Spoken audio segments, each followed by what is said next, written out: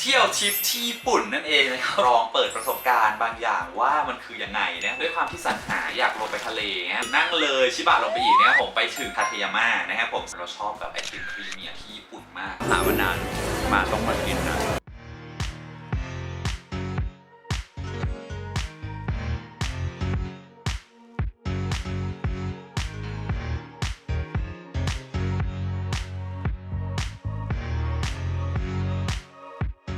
สวัสดีครับผมกลับมาพบกันอีกครั้งนะครับกับช่องของเพชรพิกนะครับเย้และอย่างที่ได้สัญญากับทุกคนไว้นะครับว่าถ้าเกิดการไปเที่ยวทริปที่เกาหลีของเพชรนั้นมันประสบความสำเร็จนะครับผมเพชรก็จะทำนะครับผมกับคลิปเที่ยวทริปที่ญี่ปุ่นนั่นเองนะครับผมบอกเลยว่าเป็นทริปที่ยาวนานมากๆเพราะว่าเพชรนั้นก็คือเคยไปญี่ปุ่นมาทั้งหมด3 ครั้งด้วยกันในชีวิตนะครับผมซึ่งครั้งแรกในชีวิตที่เพชรไปญี่ปุ่นแน่นอนครับว่าตอนนั้นยังไม่มีวิดีโอก็จะเป็นการเล่าเรื่องแล้วกันนะครับผมเป็นการเล่าเรื่องแล้วก็มีภาพแล้วกันนะครับผมสำหรับในการไปญี่ปุ่นครั้งแรกในชีวิตเลยนะตอนนั้นนะครับผมที่เพชรได้ไปญี่ปุ่นครั้งแรกในชีวิตบอกได้เลยว่าแบบโคตรตื่นเต้นแบบเป็นอะไรที่ตื่นเต้นมากๆพอได้ไปถึงที่ญี่ปุ่นอ่ะเรารู้สึกว่าแบบเฮ้ยสภาพแวดล้อมทุกสิ่งทุกอย่างอ่ะมันสวยงามมากๆทุกอย่างดูแบบดูคลีนดูสะอาดอะไรเงี้ยเอาจริงๆไม่รู้จะพูดยังไงแต่คือเรารู้สึกว่าเราเป็นคนที่ไปถึงญี่ปุ่นแล้วเรารู้สึกรักเลยอ่ะคือรู้สึกชอบเลยอ่ะกับแบบทุกอย่างทั้งสีของวิวคือเรารู้สึกว่าสภาพแวดล้อมมันดีมากจนเรารู้สึกหลงรักที่นี่เลยตั้งแต่แบบแรกเห็นอะไรเงี้ยไปครั้งแรกในครั้งนั้นนะคือเพชรไปประมาณวีคหนึ่งมั้งครับถ้าจำไม่ผิดนะพอพักชินจูกุเสร็จปุ๊บอะเราก็ไปที่ชิบูย่าเลยแล้วคือไปมูมิทิตตรงสตาร์บัคของชิบูย่านะครับผมก็คือต้องขึ้นไปสตาร์บัคชั้น2เพื่อที่จะไปจองมุมริมหน้าต่างอะเพื่อที่จะถ่ายไทม์แลปเราก็จะเห็นถนนชิบูย่าแบบว่าสวยๆอะไรเงี้ยซึ่งบอกเลยว่าเป็นวันที่โชคดีมากเพราะว่ามันเป็นมุมที่แบบส่วนใหญ่คนจะนั่งอยู่แต่ว่าวันนั้นน่ะคือแบบโชคดีที่วันนั้นไม่มีคนตรงนั้นพอดีเราก็เลยได้ถ่ายไทม์แลปมา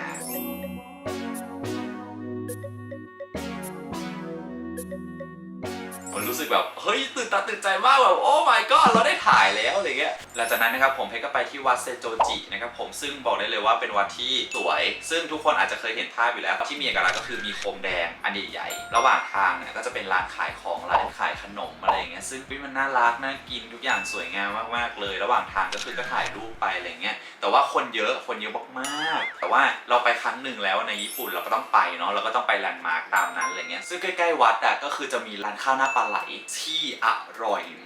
มากๆแล้วก็ต้องรอคิวแล้วคิวก็มีจำกัดด้วยน่าจะต้องไปประมาณก่อนบ่ายโมงนะครับมันเป็นปลาไหลย่างเตาถ่านซึ่งอร่อยมากปกติแล้วเพชรเป็นคนที่ชอบกินข้าวหน้าปลาไหลอยู่แล้วพอมาเจอร้านเนี้ยแบบมันว้าวมากคนรสชาติมันว้าวมากชื่อร้านชื่อว่าอิโรคาวะนะครับผมถ้าเกิดใครได้ไปนะครับผมอยากให้ไปลองแม้ว่ามันจะต้องต่อคิวนานแต่ว่าอยากให้ลองจริงๆนะครับผมวันนั้นโชคดีที่ต่อคิวแล้วแบบคิวตัดหลังจากเพชรประมาณแบบ 2-3 คิวพอดีอ่ะแบบโชคดีมากๆเลยทุกคนสิ่งที่เพชรชอบอีกอย่างหนึ่งก็คือวัดเมจินะครับผมซึ่งทุกคนน่าจะเคยเห็นอยู่แล้วสำหรับวัดเมจิก็จะเป็นวัดที่อยู่ใกล้ๆกับฮาราจูกุนะครับผมเหมือนเป็นป่าอยู่กลางเมืองพอเข้าไปเราก็จะสามารถเดินได้รอบเลยซึ่งกว้างมากทุกคนซึ่งวันแรกด้วยความขยันเนี่ยแบบครั้งแรกตื่นตาตื่นใจแล้วเป็นคนชอบท่องเที่ยวธรรมชาติอยู่แล้วอะไรเงี้ยพอมีทางให้เดินไม่เดินจ้าเราเดินไปทางอื่นเลย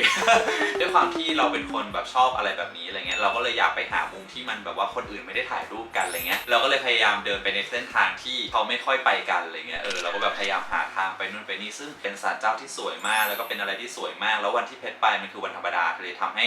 คนน้อยคือเราไม่คิดว่าธรรมชาติจะไปอยู่กลางเมืองขนาดนั้นได้อะไรเงี้ยอย่างที่บอกว่าเราต้องไปครบนะครับผมอุเอโนะก็ไปมาแล้วนะฮะสวนสัตว์อุเอโนะก็คือแบบว่าเป็นแบลๆไปดูน้องแพนด้าก็เป็นอะไรที่ก็น่ารักดีนะครับผมสำหรับสวนสัตว์อุเอโนะนะฮะหลังจากนั้นก็สิ่งที่ต้องไปนะครับผมในที่ญี่ปุ่นด้วยความที่เราก็เป็นคนไทยแล้วเราก็อยากจะลองเปิดประสบการณ์บางอย่างว่ามันคือยังไงนะครับผมเราก็คือไปออนเซ็นจ้าก็คือออนเซ็นที่เพชรเลือกนะครับผมก็คือโอเอโดะนะครับผมโอเอโดะออนเซ็นซึ่งต้องนั่งรถไฟไปถึงโอเดบะเลยซึ่งเพชรไปตอนประมาณแบบเย็นๆอะไรเงี้ยด้วยความที่อยากลองแต่ก็ยังแบบอายๆเขินๆอยู่ก็เลยเลือกไปแบบชานเมืองเลย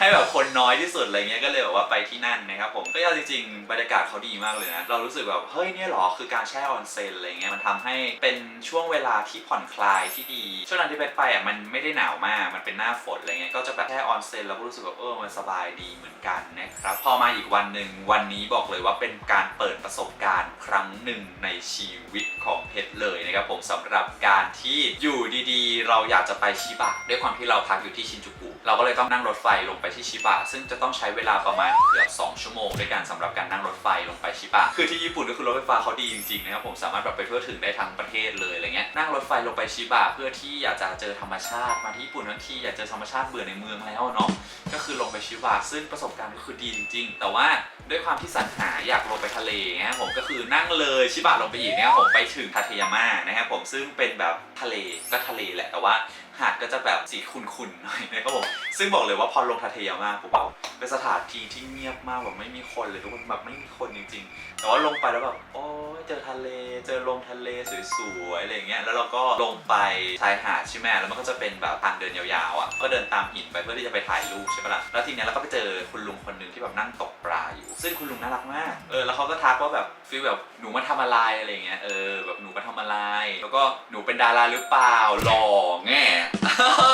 ก็เป็นแบบเป็นคำประทับใจอย่างหนึ่งอะไรเงี้ยตอนนั้นที่แบบเป็นคำทักทายกับน่ารักกับคนญี่ปุ่นอะไรเงี้ยก็ถือว่าเป็นประสบการณ์ที่ดีมากๆแต่ว่าคุณคิดว่าประสบการณ์นี้ดีแล้วใช่ไหมครับก็คือด้วยความที่เพชรอยากหาทางเพชรอยากไปอีกสถานที่หนึ่งซึ่งมันอยู่ตรงสถานีฮามาคานายาสเตชันซึ่งตรงนั้นน่ะมันจะมีสถานที่เที่ยวอีกที่หนึ่งซึ่งพอไปลงที่สถานีนั้นแล้วอ่ะคือทุกอย่างปิดคือเหมือนเราเลือกจะไปสถานที่ผิดวันก็คือพอเราลงไปปุ๊บอ่ะเขาล็อกประตูก่อนเลยทุกคน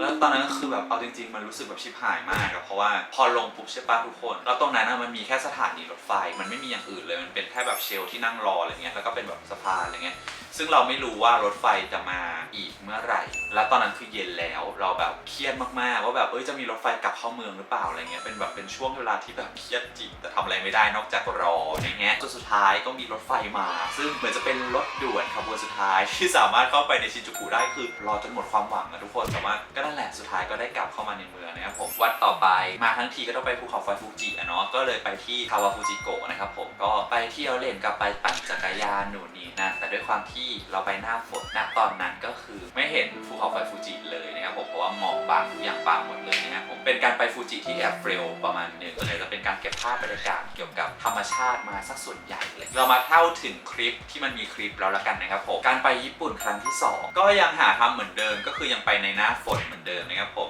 ไปเกาหลีก็ดันแบบเลือกไปที่หน้าหนาวนะครับผมไปญี่ปุ่นก็คือไปหน้าฝนแต่ว่าครั้งนี้คือฝนตกแบบฝนตกกระหน่ำซัมเมอร์เซลทุกวันมีวันสุดท้ายวันเดียวที่กลับวันจะกลับไม่ตก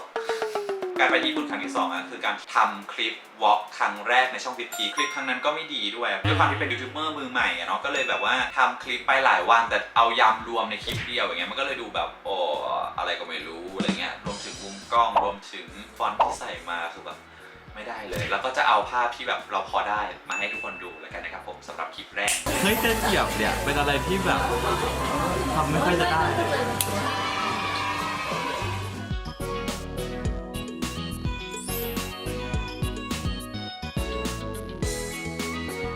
แต่ว่าความประทับใจก็ยังมีอยู่เพราะว่าด้วยความที่เราติดใจจากตลาดปลาแบบเราไปครั้งก่อนอะไรเงี้ยเราชอบแบบไอติมครีมเมียที่ญี่ปุ่นมากมันอร่อยติดใจจนเราต้องไปอีกครั้งหนึ่งนะฮะหามานานมาต้องมากินนะคนมันอร่อยมากเลย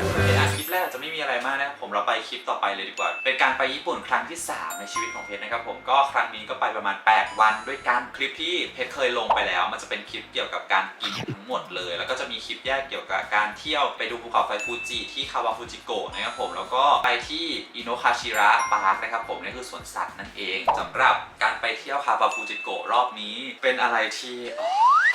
โล่งอกสักทีนะครับผมเพราะว่าการไปครั้งนี้นั้นเราได้เห็นยอดภูเขาไฟเรียบร้อยแล้วและได้รูปมาสวยมากทุกคนแบบสวยจริงๆคือแบบเป็นมาโชคดีมากเพราะว่าฟ้าเปิดแบบจนเห็นภูเขาไฟทั้งลูกเลยจริงๆบรรยากาศทุกอย่างคือดีมากในตอนที่ไปแต่ว่าแอบหนาวนิดนึงนะฮะตอนที่ไปนะครับผมมันใกล้หน้าหนาวแล้ว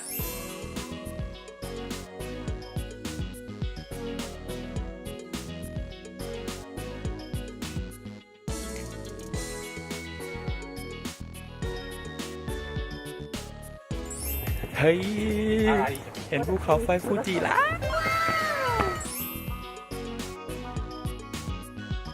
กินไก่ไปดูวิวไปอร่อยเลยแต่ก็คือไก่เทอริยากิ